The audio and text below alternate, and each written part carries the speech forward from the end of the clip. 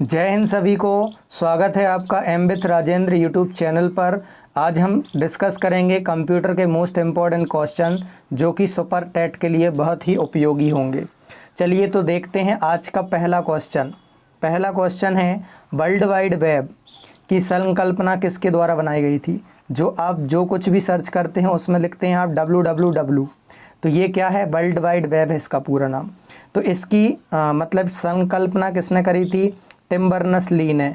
तो तीसरा सी इसका राइट आंसर हो जाएगा। नेक्स्ट क्वेश्चन को देख लेते हैं। क्वेश्चन नंबर 2, डेटाबेस क्या है। तो आपको बताना है कि डेटाबेस क्या है। तो डेटाबेस क्या होता है, विभिन्न तथ्यों का ये होता है collection.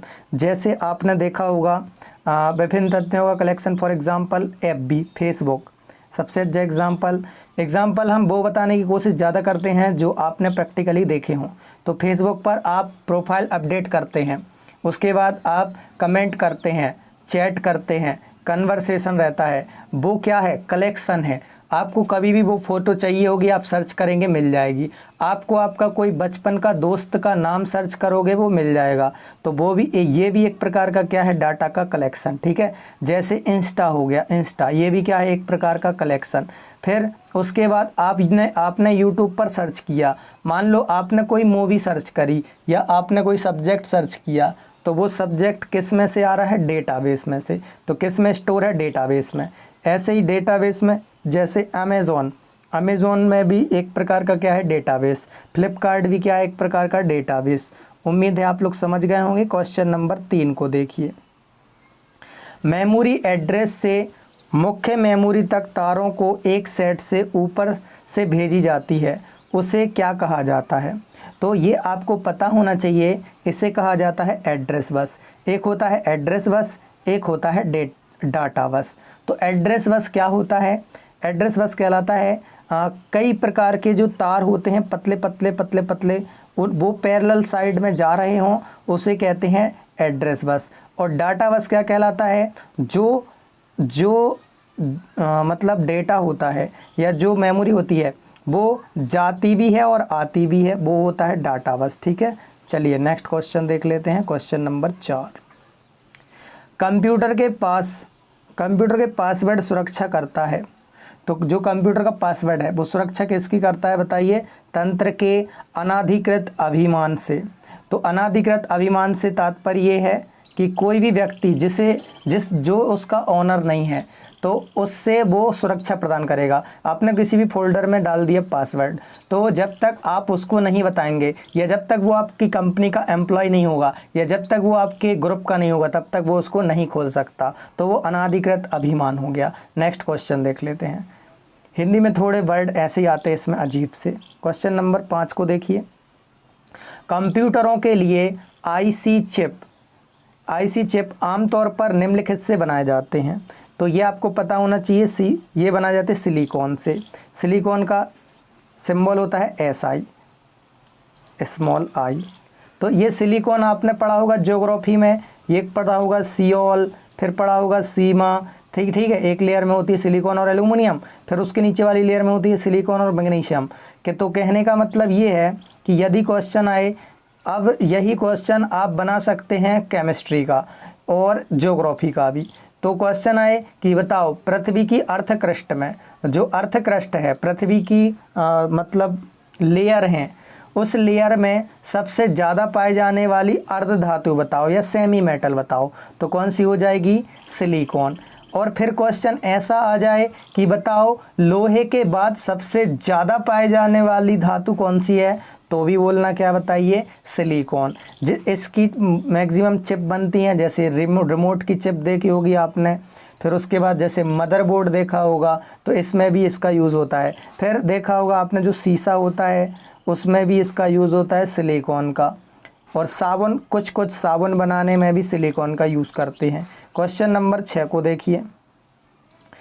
Desktop publishing programme.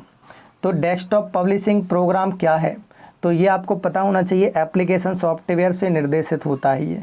Next question देख लेते हैं। Question number 7। अब देखो दशमलव संख्या 17 को द्विअंकीय पर्याय मतलब बाइनरी कोड में लिखना है आपको, ठीक है, 0101 में लिखना है। मतलब जैसे में कंप्यूटर समझे, कंप्यूटर ऐसे में समझता है और तुम ऐसे में समझते हो, तो इसको द्वि अंकीय पर्याय में लिखना है, अर्थात बाइनरी संख्या में लिखना है। तो इसको करने के हम दो तरीके बता देते हैं। एक तरीका तो जो आपने DCA PGDCA के दौरान सीखा होगा, दूसरा तरीका हम थोड़ा फास्ट करने का सिखा देंगे, ठीक है। तो पहला तरीका ये है कि आप लिखिए 17 को, और 17 को आप हमेशा इसको 2 से भाग दीजिए। तो 2 से कितने बार गया? 8 बार। शेष कितना बचा? 1। फिर दे दो 2 से भाग, 2 चौके 8, शेष कितना बचा? 0। फिर 2 से भाग देंगे तो 2 दूनी 4, शेष कितना बचा? 0, शेष अर्थात रिमाइंडर। फिर 2 से भाग देंगे, 2 एकम 2, शेष कितना बचा? 0। अब हम क्या करेंगे? अब ध्यान से देखना, अब यहाँ से लेकर यहाँ तक को लिख देंगे। कैसे लिखेंगे? ये देखो 0 लिखा है, ये देखो 1 लिखा है, तो 1 0 0 0 1, तो 1 0 0 0 1 किस में दिख रहा है बताइए? 3 में। तो 3 नंबर इसका राइट आंसर हो जाएगा, 1 0 0 0 1। अब दूसरा तरीका देखो, दूसरा तरीका ये है कि आप लिखेंगे 1 2 4 8, फिर 16, फिर 32, ऐसे 64 लिखते जाएंगे। अब हम देखेंगे कि 17 किसके जोड़ने पर 17 हो रहा है, मतलब यहाँ से शुरू करना, ठीक है। तो देखो 32 तो हटा दो, 16 ले लो। तो जो कुछ लेना है उसको 1, जो नहीं लेना है उसको 0। तो 16 लेना है तो 16 में 1। अब 16 में 8 जोड़ देंगे तो 17 हो जाएगा, मतलब 16 में 8 जोड़ेंगे 17 से ज़्यादा हो जाएगा। 8 नहीं लेना है, 4 भी नहीं लेना है, 2 भी नहीं लेना है, 1 लेना है, हाँ। तो ये इसका राइट आंसर हो जाएगा ऐसा। यदि मान लो इसके 2-3 क्वेश्चन आ जाते हैं तो आप इस तरीके से कर सकते हैं, जल्दी हो जाएगा। लेकिन आपको यदि वो तरीका ही सही लग रहा है तो फिर आप उससे कर सकते हैं। उम्मीद है आप लोग समझ गए होंगे। नहीं आया हो समझ तो आप कमेंट करिएगा, हम आपको नेक्स्ट वीडियो में इसको और अच्छे से समझा देंगे। कंप्यूटर का पिता बताइए किसे कहा जाता है?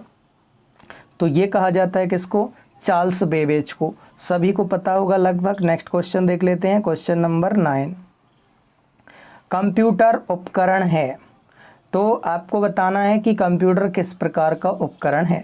तो ये स्वचालित है, बिल्कुल स्वचालित है। देखा होगा आपने, जैसे मान लो बड़ी बड़ी ऑटोमोबाइल कंपनियां होती हैं, जैसे मान लो आपको हीरो होंडा की बाइक बनानी है तो उसके बहुत सारे कार्य कौन ऑटोमेटिक होते हैं, ठीक है, तो वो स्वचालित है। फिर और भी जैसे कपड़े में कढ़ाई करनी है तो एम्ब्रॉयडरी मशीन होती है, वो ऑटोमेटिक करती है काम, तो वो स्वचालित हो गया, ठीक है। और रोबोट भी आप देख सकते हैं, एक प्रकार का उपकरण है कंप्यूटर। फिर डिजिटल तो है ही, इलेक्ट्रॉनिक बिना लाइट के, बिना एनर्जी के वो नहीं चलेगा, तो इलेक्ट्रॉनिक डिवाइस है। तो उपर्युक्त सभी इसका राइट आंसर हो जाएगा। और हमने आपको बताया था, जब आपको ऐसे क्वेश्चंस यदि पता नहीं हो तब आप उपर्युक्त सभी को टिक कर देना। मैक्सिमम पॉसिबिलिटी इसी की होती है। चलिए, सिर्फ ये पॉसिबिलिटी के आधार पे बताया हमने, आपको ज़रूरी नहीं है कि हर बार ये तुक्का ही मारना है, ठीक है। तो देख लेते हैं अगला question, question number 10। Question number 10 के क्या बोल रहा है कि सन 1944 में बाज़ार में आने के पहले कंप्यूटर का नाम, मतलब जो बाज़ार में जो सबसे पहला कंप्यूटर आया था ना, उसका नाम क्या था? तो उसका नाम था मार्क 1, लेकिन उसको पूरा नाम क्या है बताइए? Harvard mark 1। तो ये हार्वर्ड जो मार्क 1 है वो किसने बनाया था? IBM ने बनाया था। और इसका दूसरा नाम क्या है बताइए? ASCC। तो ASCC इसका दूसरा नाम है। क्या आप इसका फुल फॉर्म कमेंट बॉक्स में कमेंट कर सकते हैं? और ये यूज़ कब किया गया था बताइए? जब वर्ल्ड वॉर 2 चल रहा था, और क्योंकि वर्ल्ड वॉर 2 45 में ख़त्म हुआ था, तो 44 में अंतिम रूप था वर्ल्ड वॉर 2, ठीक है। तो वर्ल्ड वॉर 2 जब चल रहा था, अंतिम रूप था वर्ल्ड वॉर 2 का, तब उसमें भी इसका यूज़ किया गया था, उसके लिए ये बनाया गया था। चलिए नेक्स्ट क्वेश्चन देख लेते हैं, और इसका फुल फॉर्म आपको लिखना है ASCC। नेक्स्ट क्वेश्चन देख लेते हैं, क्वेश्चन नंबर 11। हाँ, और यदि आप ये कंप्यूटर की सीरीज़ जारी रखना चाहते हैं तो आप बहुत सारी कमेंट्स करके बताइएगा कि ये जारी रखना है या नहीं रखना है। क्वेश्चन नंबर 11, और यदि पसंद आ रही हो तो लाइक करके इसको शेयर अभी के अभी कर देना आप। अबेकस क्या है? तो गणना करने के लिए सबसे पहला बना उपकरण है। आपने देखा होगा कि जो बचपन में आपने यदि बचपन सामान्य बीता होगा तब तब आपने पक्का ऐसी स्लेट ज़रूर देखी होगी। कैसी स्लेट? ऐसी स्लेट। इसमें देखो यहाँ पर लगी रहती थी ऐसी रॉड, ठीक है, और फिर उसी में लगे रहते थे गुरिया छोटे छोटे ऐसे ऐसे। तो ऐसे ऐसे उसमें गुरिया लगे रहते थे, पर अपन इसको खिसकाते रहते थे ना, है ना। तो ऐसे ही सेम टू सेम ऐसा ही होता है अबेकस। उसमें ऐसी ऐसी लाइन ड्रॉ होती हैं और ऐसे उसमें गुरिये लगे रहते हैं। तो उन्हीं गुरिये से क्या बताइए गिनते थे। तो सबसे पहला गणना की बोलते हैं इसको, कि ये गणना का उपकरण है, ठीक है। इसके बाद क्या बना था, क्या आप वो भी कमेंट करके बता सकते हैं। क्वेश्चन नंबर नेक्स्ट देख लेते हैं। क्वेश्चन नंबर 12, द्वितीय पीढ़ी के कंप्यूटर में उपयोग में लाए जाते हैं। तो ये हमने इसके पहले में डिस्कस किया था, शायद पहला पीढ़ी का डिस्कस कर चुके हैं, ठीक है। तो हमने उसमें बताया था कि दूसरे नंबर पर क्या यूज़ करते हैं, दूसरे नंबर की पीढ़ी पर क्या यूज़ करते हैं, ट्रांजिस्टर। तो इसमें करते हैं किसको बताइए, ट्रांजिस्टर को। अब आपको इसका क्रम याद होना चाहिए। तो इसका क्रम आप कमेंट बॉक्स में ज़रूर लिखिएगा कि फर्स्ट पीढ़ी में कौन होते हैं, सेकंड में कौन होते हैं, थर्ड में कौन होते हैं। हम रिवाइज़ करवा दे रहे हैं। फर्स्ट में अपन ने पढ़ा था वैक्यूम ट्यूब, सेकंड में अपन ने पढ़ा था ट्रांजिस्टर, और थर्ड में अपन ने पढ़ा था आईसी चिप अर्थात इंटीग्रेटेड सर्किट चिप। फिर फोर्थ में अपन ने पढ़ा था प्रोसेसर, और फिफ्थ अभी चल रही है 2010 के बाद। तो इसमें पढ़ा था अपन ने इंटेलिजेंट, आर्टिफिशियल इंटेलिजेंस, एआई। तो इसको आप सीक्वेंस से लिखिएगा, लिखने से याद होता है और ये पेपर में कई बार पूछा जाता है, इसलिए आप इसको ज़रूर से याद रखिएगा। क्वेश्चन नंबर 13 को देखिए, कंप्यूटर ट्रांजिस्टर है। तो कंप्यूटर ट्रांजिस्टर क्या है, ये ऑपरेशन कोड भी है और एड्रेस भी है, अर्थात इसका राइट आंसर हो जाएगा क्या बताइए, दोनों। चलिए क्वेश्चन नंबर नेक्स्ट को देख लेते हैं। VLSI का पूरा नाम बताना है आपको। तो VLSI का पूरा नाम क्या होता है बताइए। इसका पूरा नाम होता है very large scale integration, very large scale integration. तो इसमें क्या होता है, बहुत सारी चिप को एक बहुत सारी, मान लो बहुत सारी चिप हैं, उसको एक बड़ी चिप में कन्वर्ट करना, यदि सामान्य भाषा में बोलें तो, ठीक है। और अच्छे से समझना हो तो माइक्रो प्रोसेसर, जो माइक्रो प्रोसेसर होता है वो भी एक किसका उदाहरण है, VLSI का, वेरी लार्ज स्केल इंटीग्रेशन का। उम्मीद है आपको समझ आया होगा।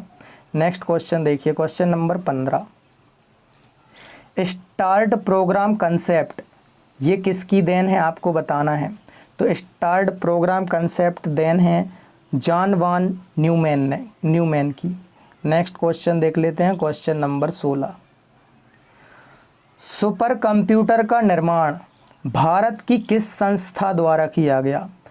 और यदि मान लो आपको नहीं पता कि कौन सी संस्था ने किया, तो आप इसको एलिमिनेट से भी कर सकते हैं। माइक्रोसॉफ्ट देखो यूएसए की है, स्टीव जॉब यूएसए के थे तो ये भी यूएसए की होगी, स्टीव जॉब फाउंडर हैं एप्पल के, ठीक है।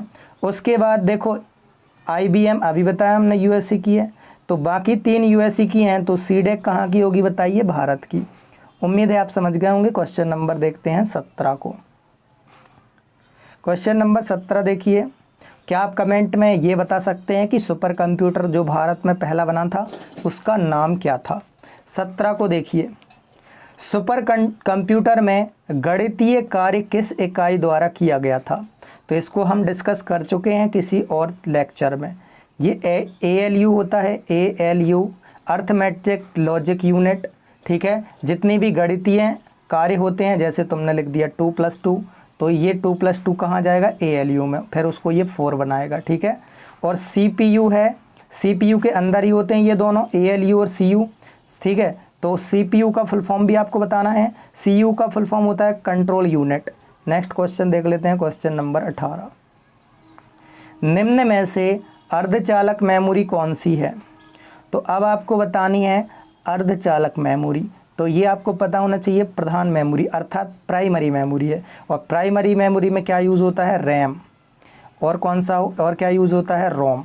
तो रैम रोम आपने देखी होगी, रैम ऐसी चिप आती है, ठीक है, और इस चिप में ऐसे क्या बताइए ट्रांजिस्टर टाइप के लगे होते हैं, ठीक है। तो ये चिप किसकी बनी होती है? सिलिकॉन की। और सिलिकॉन क्या है? एक अर्धचालक है। सिलिकॉन हो गया, जर्मेनियम हो गया, ये एक अर्धचालक है। केमिस्ट्री में अपन इसको पढ़ चुके हैं, ठीक है। तो रैम का फुल फॉर्म होता है क्या बताइए? रोम का फुल फॉर्म होता है रीड ओनली मेमोरी।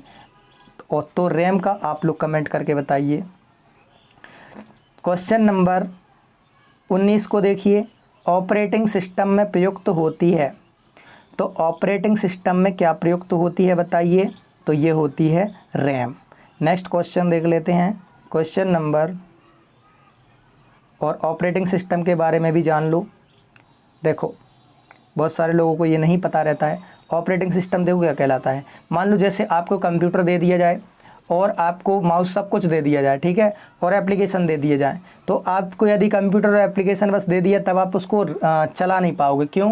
क्योंकि उसको चलाने के लिए ऑपरेटिंग सिस्टम चाहिए पड़ता है। जैसे आपने सबसे फेमस कौन सा है? विंडोज़। तो आपने देखा होगा विंडोज़ 7, विंडो 8, विंडो 9, विंडो 11, फिर आपने देखा होगा विंडो 10, फिर आपने देखा होगा विंडो XP। ये क्या है? ऑपरेटिंग सिस्टम है। ऐसा भी पूछ लिया जाता है कि निम्नलिखित में से कौन सा ऑपरेटिंग सिस्टम नहीं है। हाँ, और एक और सबसे ज़्यादा क्वेश्चन आता है कि निम्नलिखित में से कौन सा फ्री ऑपरेटिंग सिस्टम है। तो एक होता है लिनक्स, और ये लिनक्स पता है फ्री है, लेकिन लोग फिर भी विंडोज़ डलवाते हैं अपने कंप्यूटर में पैसे देकर, ठीक है। जबकि लिनक्स कैसा है? फ्री। आप इसको फ्री में डाउनलोड करके अपने कंप्यूटर में डाल सकते हैं। चलिए नेक्स्ट क्वेश्चन देखिए, क्वेश्चन नंबर 20। तो ये क्या बोल रहा है? कंप्यूटर की प्रणाली के स्पर्शमय भौतिक हिस्सों को कहते हैं।